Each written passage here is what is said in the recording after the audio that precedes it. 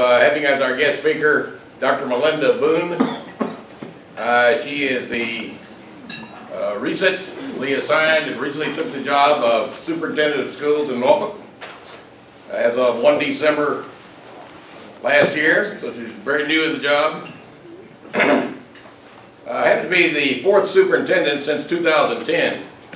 She said this time she plans on staying here. So, she's originally from Suffolk, and she was with the Norfolk schools as chief academic officer up until 2009, when she left to go up in Massachusetts, and I believe the proper pronunciation is Worcester, Massachusetts,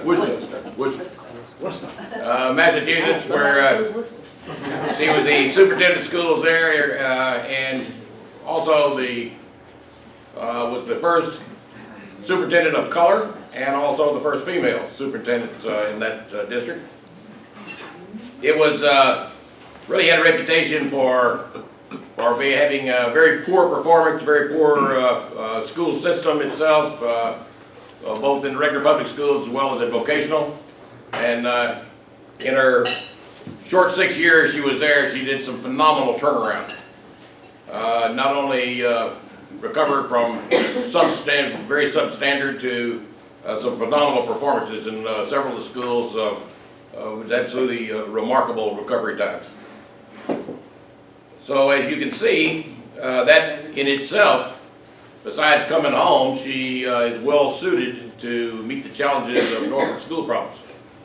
And so she's really got her hands full, and we wish her well. And Dr. Boone, tell us what your vision is for Norfolk schools. Thank you. Thank you.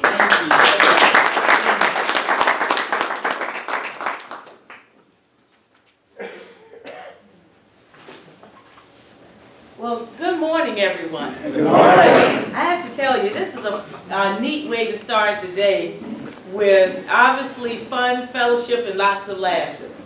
So, and what better way to do it than on a Friday? So I say thank you for getting helping finishing my week strong in the last day of the week, even though got science fair tomorrow, so my week's not quite over yet. I certainly want to thank you all, Rotary Club of Hampton Roads, for the invitation to come and share a little bit, as I'm just in my 3rd month of superintendent. And it's been funny because a couple of times in the last week or so, and I would say, well, was that last week or was that? And it's like, no, that was a couple days ago. So it seems like I'm in a time where things are really going rapidly. They're really accelerating and happening really, really quickly.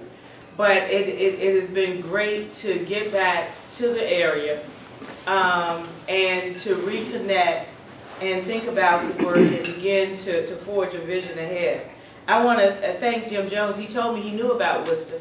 And one of the things I always laugh about is when you're in New England, forget about how things are spelled and the normal convention of how you speak. I'm a speech language pathologist and audiologist by my early training. And so one of the tasks that I set out for myself when I moved to Worcester was figuring out what the speech pattern was as it related to, we say park the car, they say park the car. And it took me a little while, and I realized in New England we don't have the vowel R blend in the middle of words.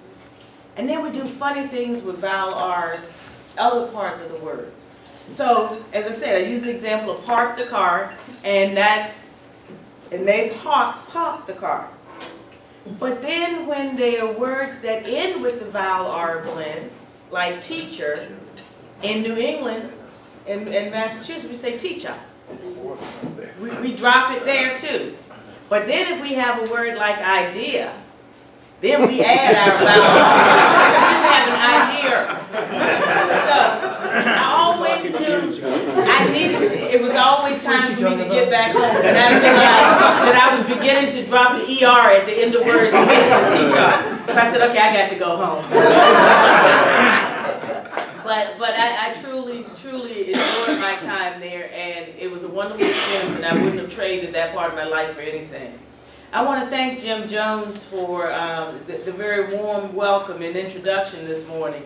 And I knew we would hit it off because Jones is my maiden name, so you were great man. So thank you all. I'm not going to take much of your time this morning. You know, I'm not here with some grand Norfolk 2020, Norfolk Public Schools 2020 plan and all of that. First of all, I haven't been here that long. But secondly, you know, my goal in Norfolk is to improve the public confidence in our public schools by actions rather than by a whole lot of bells and whistles. That I want the results to be able to show in terms of what we can do.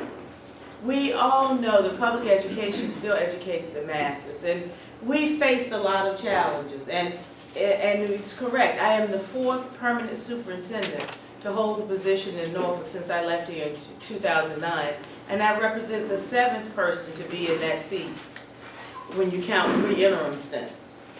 And my most immediate goal is figuring out and bringing stability, how to bring stability to the district. You know, good, bad, or very ugly. I was the same superintendent in Worcester for 6.5 years, and we begin to build an infrastructure for success, and we begin to see the results happening. We've lost that in these last several years in Norfolk. And those of you, as I listen to your time in this area, know there was a time when Norfolk was nationally recognized for its progress in education in general, as well as its progress in urban education, when we won the prestigious Broad Prize. And so it's not an issue of that we can't do it. It's how do we match the internal desire along with the will and the skill to make it happen. And that's the biggest issue we have to do. So as I come into the district, one, I'm working internally with the faculty, the teachers, the principals, and others to help them understand. I know the transition periods that you've been through. We're going to stop doing some things, and I know there's been a lack of clarity. There may have been vision, but what's the clarity about how we get there? The other thing that I'm working hard with is reconnecting Norfolk Public Schools to the community. Now, you may say that's an interesting statement because the schools are part of the community. We are technically, but we were noticeably absent at many of the community organizations, the community entities that really could help us through the work. You may not know about the history, you may or may not know about the history of WHRO public television, but that is public television was founded by 18 or 19 school districts in this region. It was totally publicly owned by school districts. And yet, Norfolk Public Schools over the last several years had become the most underrepresented school district in this region at the table of that work. And yet we are part owners of it. And we've helped many years ago to create the online courses and the things that we can access and to help close some gaps for our students. So these are the places where we have to get back to the table. There's a wonderful group of folks known as United for Children that have been in place helping us for several years, addressing the social, emotional, and academic needs of children that live in the Booker T High School area, which is designated and known as one of the highest poverty areas in Hampton Roads and in the city of Norfolk. And so how do we wrap services around children and families to ensure success there? You know, my grandparents raised me, and my grandfather was a high school principal in Suffolk when Booker T. Washington High School was an all-black high school through 1969. The one thing I learned from my grandparents was the difference between success and failure for most people is opportunity. In public education, we're here to fill opportunity gaps. And that's how we begin to break lots of cycles, and also where we begin to see the progress in general for a healthier community. I'm not naive enough to think that public education doesn't impact economic development. We certainly do. And that's why we have to focus and think about the work. And you know, the role of the superintendency has changed over time. We're no longer managers of districts, and particularly in a district the size of Norfolk. I wear two hats. I'm the Chief Instructional Officer, and I'm the CEO. So I have to bring the business hat with the instructional hat to get the progress that's occurring. One of the things I'm most proud of that we were able to accomplish in Worcester was during the time that I started as superintendent, we were right in the throes of the recession. And so we had to figure out, how do we navigate financially through this recession in a way that we can drive student achievement? And I always remember, and I've kept the editorial that the local Worcester Telegram and Gazette had written and said that Worcester Public Schools would never be ready for life after the stimulus and life after the recession. And it gave me great joy to be able to publicly say, with that editor in the audience, of when they told us we wouldn't be able to survive because we didn't understand economic and business and fiscal needs, to be able to say, yeah, we did it, and we did it very well. Because when I went in, I had to employ a zero-based budgeting approach. One, as a new superintendent, I had to figure out, where were we spending our money? What were we making investments in? And if we were making the appropriate investments, why weren't the results different? The second thing is, we knew we were going to have a new normal after the recession. And so that was an important piece for us. And coming through all of that in that zero-based budgeting and showing the community that we could be great fiscal stewards, we ended up developing a 7-point financial plan that was designed to align resources for student achievement. That budget now has won the Meritorious Budget Award for 3 consecutive years. They notified me last week that we are going to be recipients of the Meritorious Budget Award again. You may wonder why I tell that story in relation to Norfolk, because unfortunately what happened in Virginia during the recession was a very different story than what happened in Massachusetts. The governor in Massachusetts at the time, Deval Patrick, opted to use some of the federal opportunities to shore up public education through the recession. Virginia chose not to. And in addition to not making that choice, they also made some decisions in the General Assembly that were designed as stopgap measures to help us through the recession, but have now become and now recognized as being structural changes to the public education funding system in this state. Recovery in the public sector from the recession hasn't been as quick as it has been for the private sector, but it is happening. But now we find ourselves struggling in public education to have the resources that we need to truly close those opportunity gaps for children. We've lost over 600 positions in Norfolk through this time. Every district in the Commonwealth is saying, can we get back to funding levels of pre-2008? And we're trying to get there. There are funds in the budget, governor's proposed budget, that will begin closing some of that. But we have to also figure out the long-term fixes to the structural changes that were made to public education, because we will always be putting a Band-Aid on it or sticking a finger in the dike to plug the hole. So that's going to be a big part of the lifting that I will have to do as a superintendent and with my colleagues across the state and with school boards across the state as we begin to address that piece. Money alone doesn't solve the challenges that we have, but we certainly can't get there without money. And my commitment, as I said to City Council in the Joint School Board City Council meeting recently, when I come to the council with a request for additional funding, I will not be coming just with my hands out. I will be coming showing also where I have reprogrammed dollars and restructured dollars to have certain things happen. It's driving me crazy because coming in December, the budget process, I have a budget that's due to the board on March 2nd and to the city by April 1st. So I can't get in there and do what I need to do with my team to that budget in this first round, but we're starting some of that.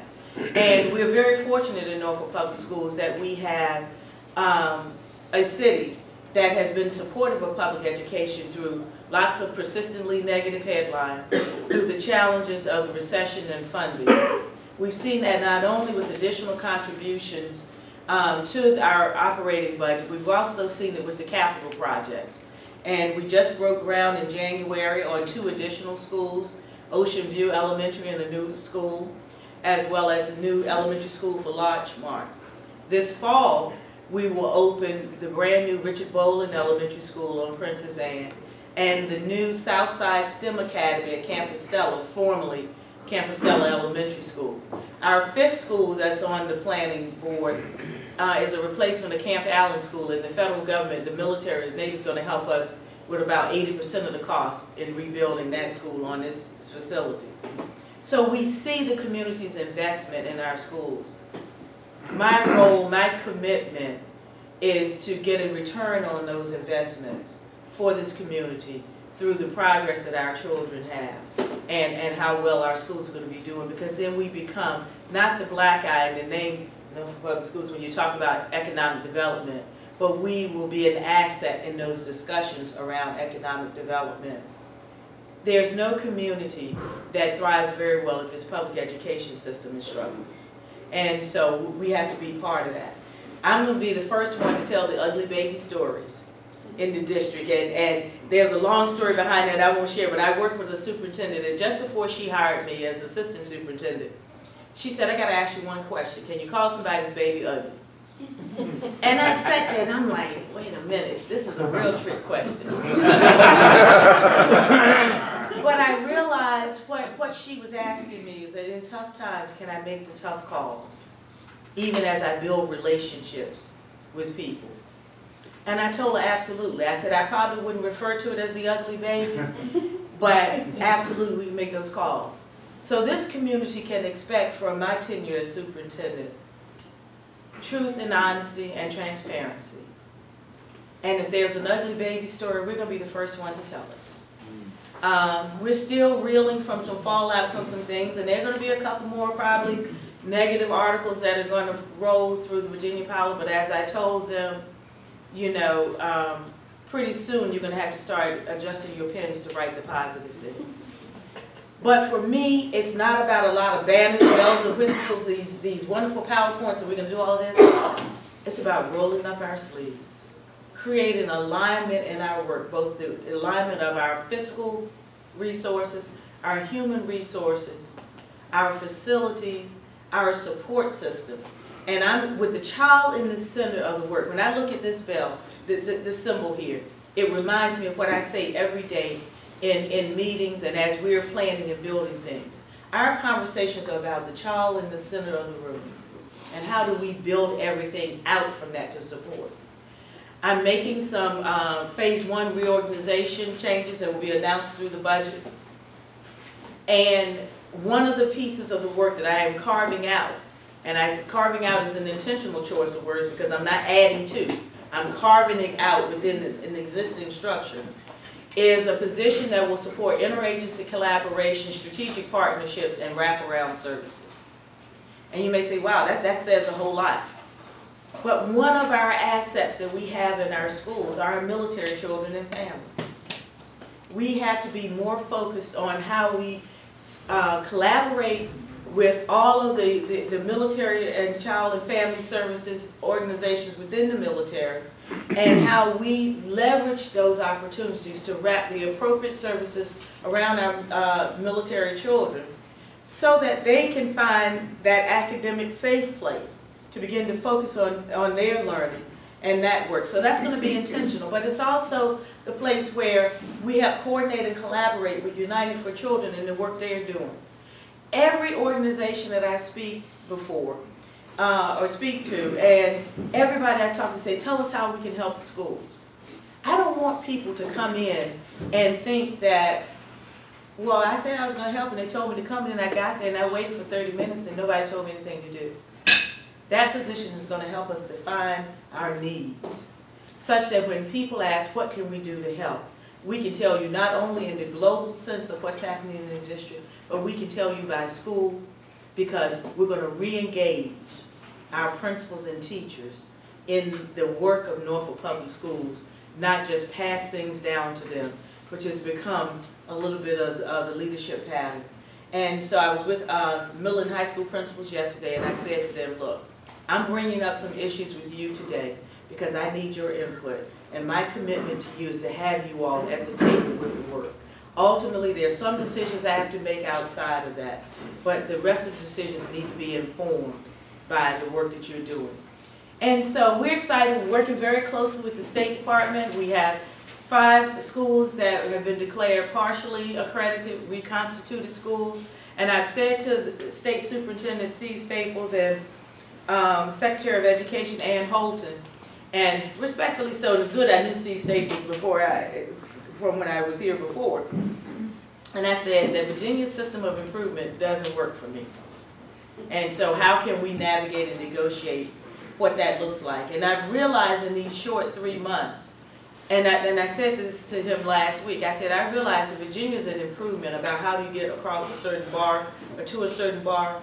And for me, I'm for school and district turnaround, because I don't want us to have to worry about whether we are 1 or 2 points from that bar. I want us to say that we have turned around and we are doing the right things for children and how we structure teaching and learning. That if we focus on that well, then we will get those numbers and we won't even have to worry about how close we are to those numbers.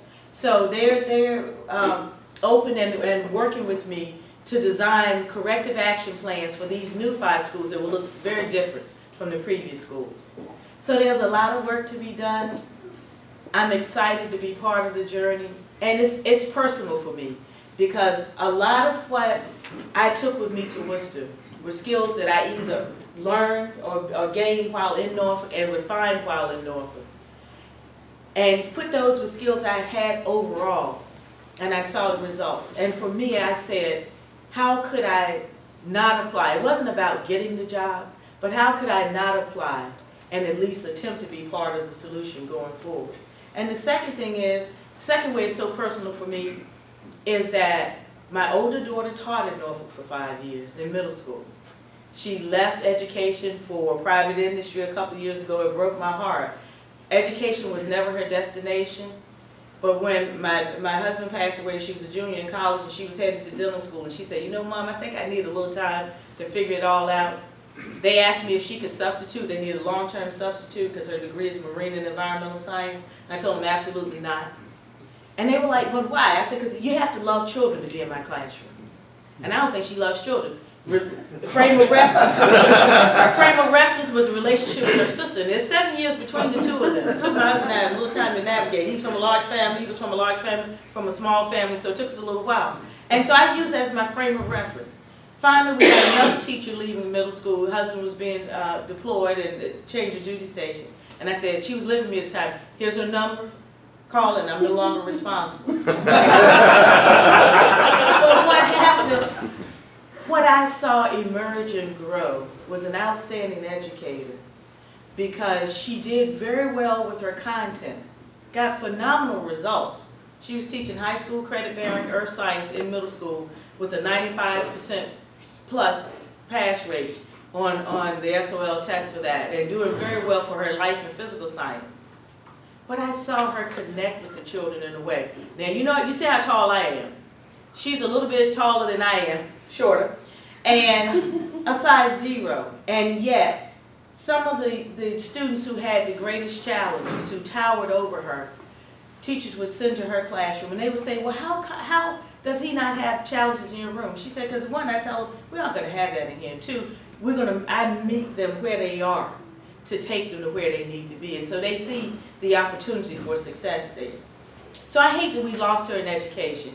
She's still teaching. She designs and evaluates training for Huntington Ingalls and radiation systems, but she still says she misses the children. My younger daughter, I made a decision to bring her to Norfolk Public Schools at a difficult time, 8th grade, which, you know, that's the end of middle school, and here I am bringing her here, because at the time she had a challenge with reading comprehension, and we were still teaching reading in Norfolk in the middle schools to close those gaps. She graduated from Maury High School, went on to Hampton University, graduated with honors in 4 years, and just finished her master's, continued in December. So that's personal. And then the last piece of the story is the daughter who laughed and said, when they said I got my doctorate from William & Mary, that I had graduated from Geeky U, decided to marry a young man from Geeky U, who was a Lake Taylor High School graduate and their football team quarterback, who went to William & Mary, not because of Braun in the football field, but because of Ray. And now he's working on his MBA at William & Mary. And so what I have to do is give back to the community what it has done so much for my family. That's my commitment.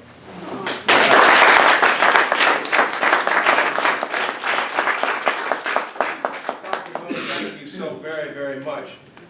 We're kind of lean on time. I'm certain there are questions if you could stay Absolutely. and just address those.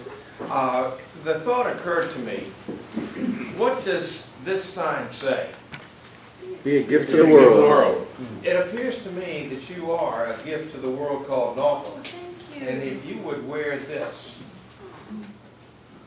and be a gift not only to Norfolk but to the world. Thank you so much. And would you accept this small token of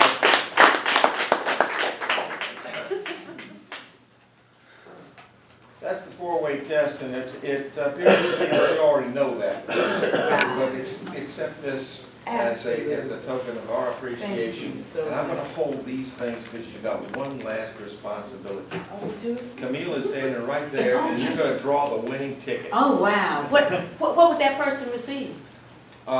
Big bucks. What is it? A 50-50? You want me to read the numbers? Last three. 770. Wow. Oh, that's me. I have one last question for this lady. When she got to Worcester, did they know what y'all means? No, they do now. Do you know what the plural y'all is? Y'all. All I was going to say All all y'all. All y'all.